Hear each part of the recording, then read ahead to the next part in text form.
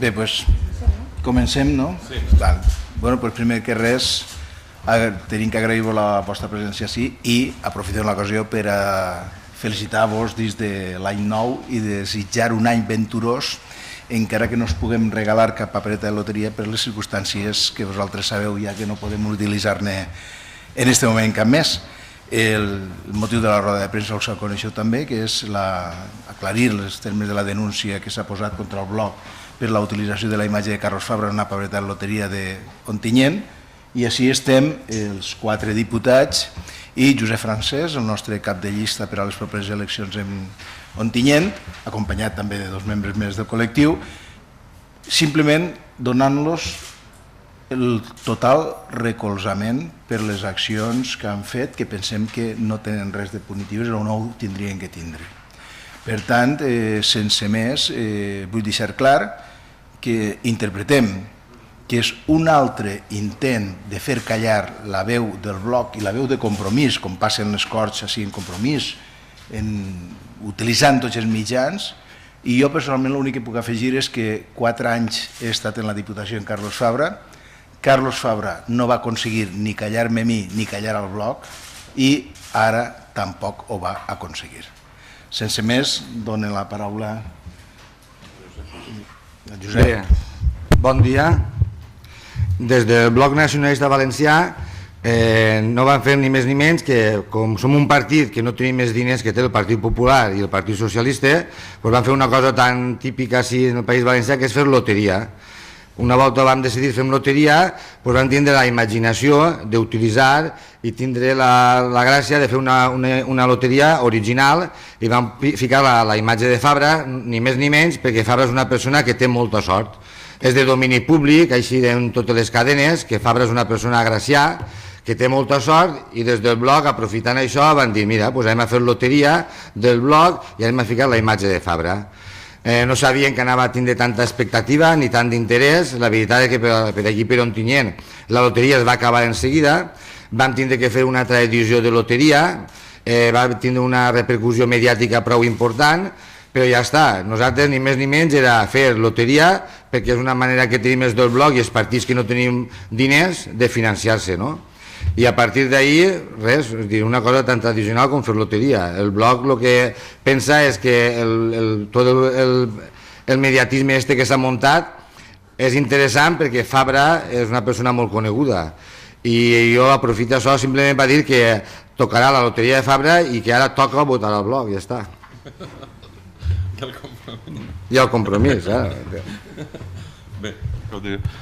Bé, jo també molt breument, després vos hem repartit la sentència, les diligències, les cautelars, i ara vos explicarà Mònica un poquet el sentit de tot això, però prèviament 2 reflexions polítiques. Una, este episodi m'ha recordat a mi lo de les vinyetes de Mahoma i dels ayatolats que volen perseguir la llibertat d'expressió, i al PP i a Carlos Fabra els ho direm ben clar, no ens van a callar. I este acte té el simbolisme de donar suport al col·lectiu del bloc Compromís. S'ha fet una coalició també a Ontinyent, al nostre col·lectiu d'Ontinyent. Teniu tot el nostre suport perquè no heu fet res roïn. El senyor Carlos Fabra ens demana 30.000 euros. 30.000 euros per utilitzar la seva imatge. I segurament el senyor Carlos Fabra, en la seva demanda d'emparant-se en la llei 1 de l'any 82, s'oblida de l'article 8. Té molts assessors, té més de 25 assessors que paguem tots, però s'oblida de l'article 8 de tot la seva denúncia. No ens va callar, ens demana 30.000 euros, però la pregunta que jo li vull fer en nom de Compromís, què va pagar ell al poble valencià per tot el mal que està fent a la democràcia valenciana, per tot el mal que està fent a la institució de la Diputació de Castelló? Què li anem a demanar el poble valencià per tot el dany d'ell com a imputat, que no ha assumit les seues responsabilitats polítiques, el desprestigi que està portant a la democràcia i una institució important com la Diputació de Castelló? Quina demanda li anem a fer si ell, per utilitzar la seva imatge pública, ens demana 30.000 euros? Quants milions d'euros està valorat el dany que ell i el PP està fent a les institucions valencianes? És una pregunta que deixa caure ahir. I nosaltres direm ben clar, no ens van a silenciar, no ens van a callar.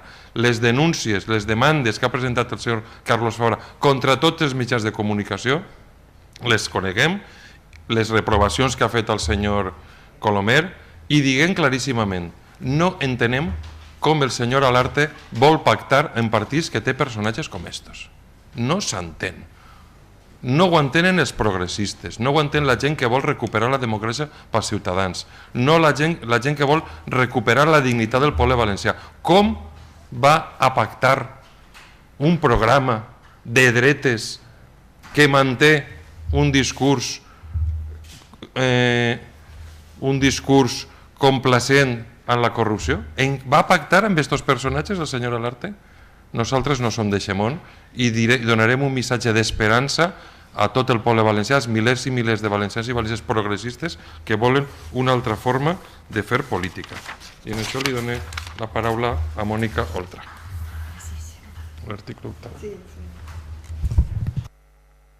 Bueno, bon dia, la vespra de la nit de Reis, espero que vos duguen moltes coses. La veritat és que de moment a nosaltres ens han dut unes cautelars que realment des del punt de vista del dret constitucional se sostenen difícilment. Això és una demanda per dret a l'honor que presenta el senyor Fabra, el qual ja en si és una paradoxa, dret a l'honor i senyor Fabra. El dret sí, però l'honor, en fi, va deixar de ser honorable este senyor fa temps, perquè realment un senyor que està acusat d'un delicte fiscal, de greus delictes contra l'administració pública, ja no imputat, ja acusat, que vaig a per ahir defensant en demandes, demanant 30.000 euros per unes paperetes de loteria, el seu honor és com a mínim irrisori. En tot cas, el que sí que me preocupa més no és tant la demanda del senyor Fabra com les cautelars del jutjat de Castelló que ha dictat la prohibició de repartir i de vendre aquestes paperetes. Per què? Perquè n'hi ha una jurisprudència constitucional del Tribunal Constitucional molt consolidada, perquè d'aquestes demandes n'hi ha hagut moltes.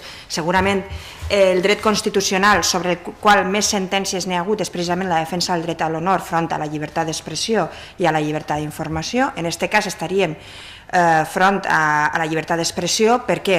Perquè és evident que ningú pensa que la loteria toca més perquè estigui a la imatge de Fabra. No se tracta així d'una autorització de la pròpia imatge, sinó se tracta d'una crítica des de la ironia, des de, com denomina el Tribunal Constitucional, de manera jocosa, diuen els magistrats que parlen millor que nosaltres, els mortals, de fer crítica pública, que al final és un eix fonamental de l'estat de dret. Per què? Perquè conforma una opinió pública lliure i democràtica.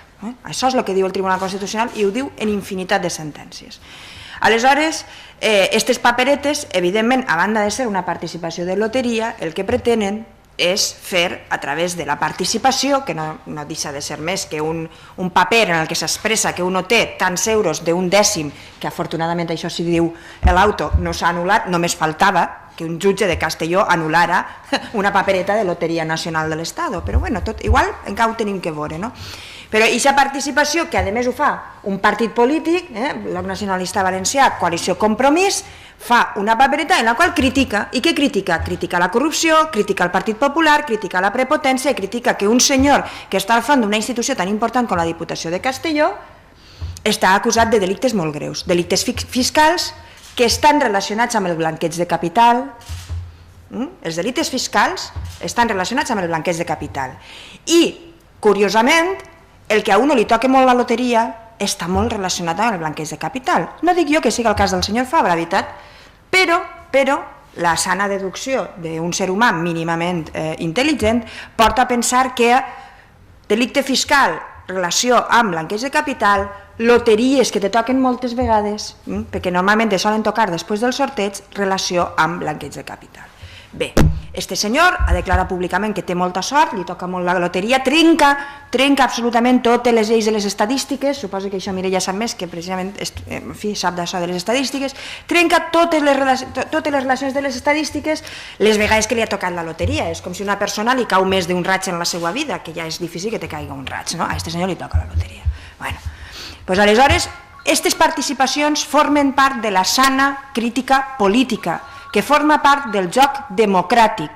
I el que no pot ser és que així una majoria partidista pretenga anul·lar la sana crítica política. És de veres que, irònicament, és de veres que d'una manera jocosa, com diu el Tribunal Constitucional, però ningú havia dit que la política tenia que ser avorrida. I és una manera, efectivament, de criticar al senyor Fabra, a la qual tenim dret, i de defensar la nostra democràcia, a la qual també tenim dret, i no només dret sinó obligació. Per tant, jo lamente este auto, en fi, anem a incorporar-nos també a col·laborar en la defensa d'aquest cas i, evidentment, això tindrà que tindre el seu oportú recurs que anirà a parar a l'Audiència Provincial de Castelló. Que cosa, no?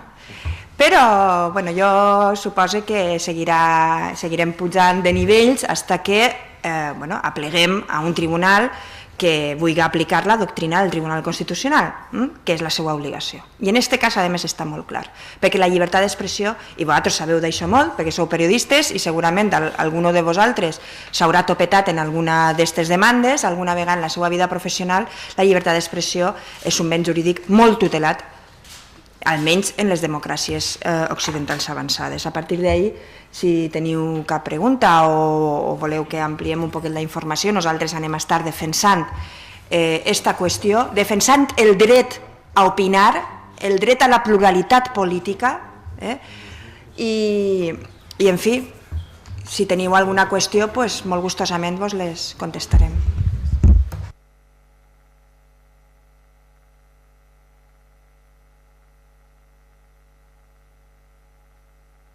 Una cosa que és sorprenent i volem felicitar al jutge que va dictar les cautelars, felicitar en un sentit que les va fer executar rapidíssimament el mateix dia. L'altre és que no ens va donar possibilitat de defensa, el qual és inaudit. Se van executar les cautelars immediatament sense, com diu l'acte, sense possibilitat de defensar-nos. Però ens haurà agradat aquesta mateixa eficàcia que s'haurà produït també en els juís del senyor Carlos Fabra, perquè no està absolt. Sembla ser que es li han prescrit. Sembla ser.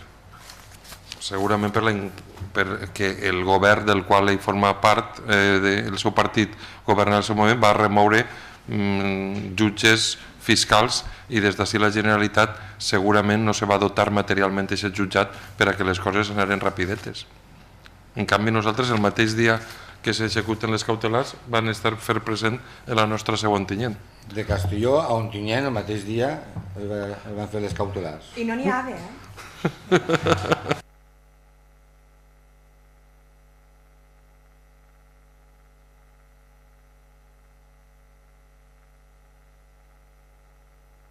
És que no han prescrit. Si voleu fora d'això, jo crec que el turisme de Castelló en l'estàtua, en l'aeroport, jo crec que molta gent anirà a passar les paperetes de loteria en l'estàtua de Castelló i pot incrementar-se d'una forma substantiva. És com aquell gent que té fe en què li toquen, perquè tu preguntes en Castelló quina és l'administració de loteria on se venen els números perquè li toquen, ningú ho sap, però bueno, ahir li toca. Te pot tocar una vegada cada 2.380 anys si compres 10 números a l'any i jugues aquest sorteig, però a ella li toca 4 voltes, per tant, considerem que és una persona molt afortunada.